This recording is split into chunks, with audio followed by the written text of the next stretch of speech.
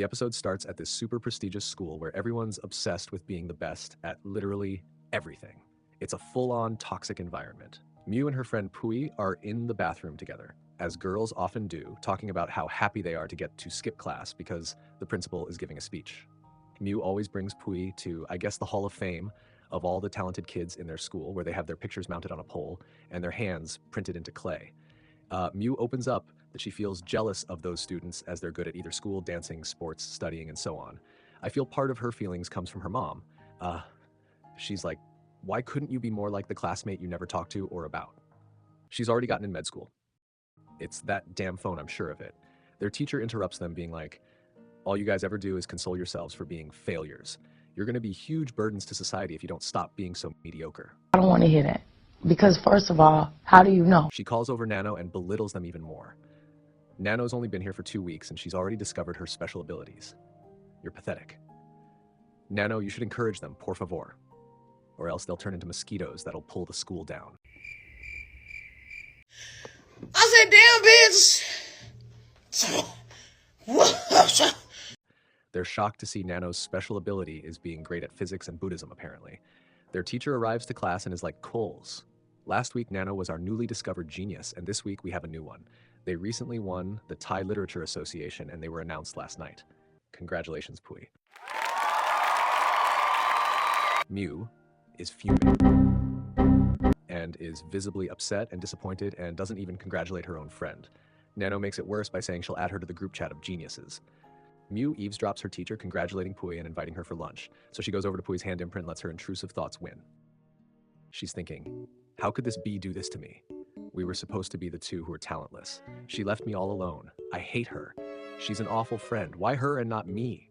Why am I not as talented as everyone else? She pulls away her hands when she realizes she's being a little cray-cray. During recess, Nanno approaches Mew like I've done it before. Don't be ashamed. I've also put my hands on someone else's imprint. Then she's like, don't you find it suspicious how Pui can suddenly write a good novel in a week? I think it's sus. Want to know the secret? Use Google. Control-C, Control-V. Let me ask you something. Do you think those cheerleaders made up their own moves? They definitely had to make those up. They aren't even dancing. They're just waving their hands in the air. It's giving Australia's Olympic breakdancer.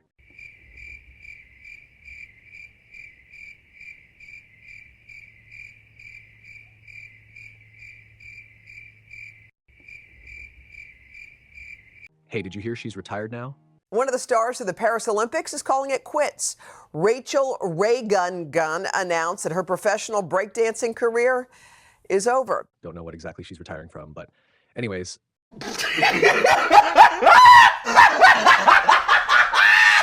Yeah, so Nanno continues to ask her if she thinks all filmmakers' music notes are original.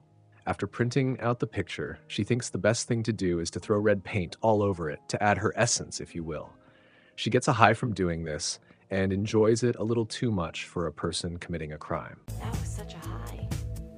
I don't know why anybody does drugs.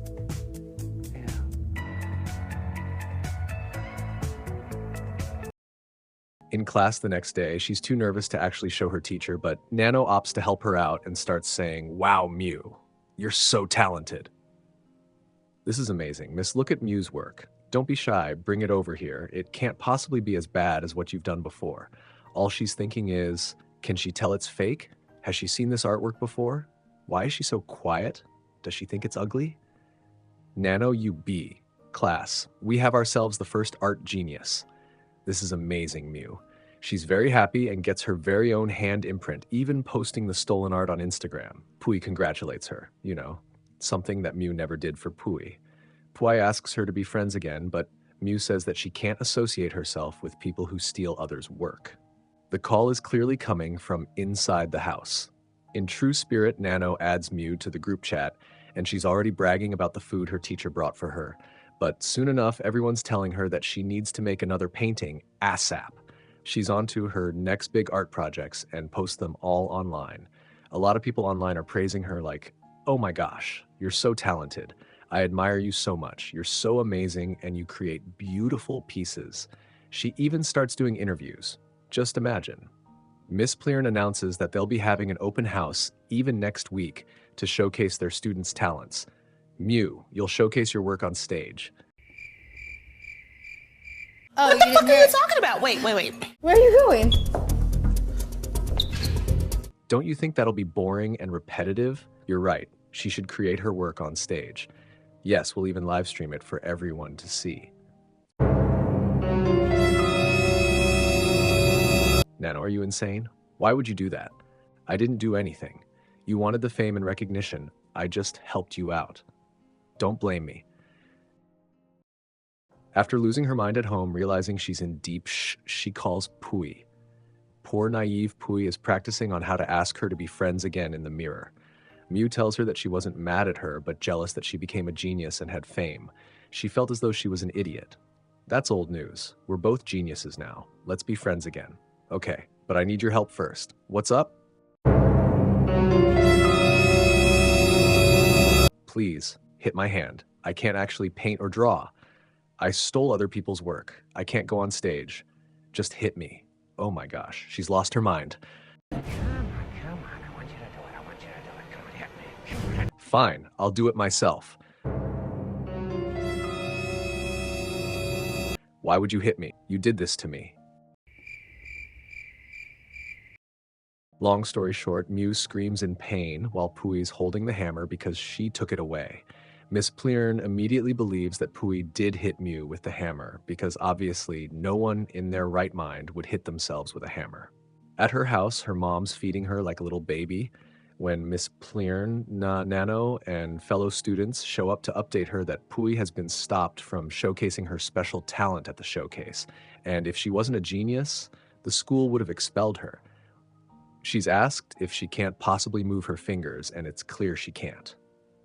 But things don't stop there. Nanno picks up Mew's phone and heads straight to Mew's Instagram and reminds everyone of a post that Mew had posted, where she states that one of her artworks were done using her left hand. At this point, Mew's lies are unraveling bit by bit, and in her mind, it's all because of Nanno. At the open house, she's brought to the stage, and immediately, she's emotional. Boo-hoo. That's what happens when you lie. Everything that happens in the dark will eventually be brought to light. A student shows up on stage claiming that Mew stole her friend's artwork and passing it off as her own. The principal immediately reads the writing on her uniform and realizes she's from their rival school that always comes second to them. And he concludes that the girl has shown up to try and sabotage their first and only art genius. The girl challenges Mew to repaint a replica of the artwork on stage. Miss Plearn and the principal convince her to do it to prove that she's the one who originally painted it. She uses her left hand to try and replicate it, but the results are clearly not identical. But because the principal doesn't want his and the school's reputation to be ruined, he tries gaslighting the audience and the girl that the paintings are indeed identical. The girl tells them that he's clearly blind because they aren't even close to being similar, but the principal calls the security on her.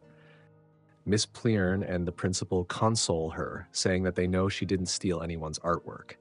And that's basically how the episode ends, with Nanno wishing her the best on her future.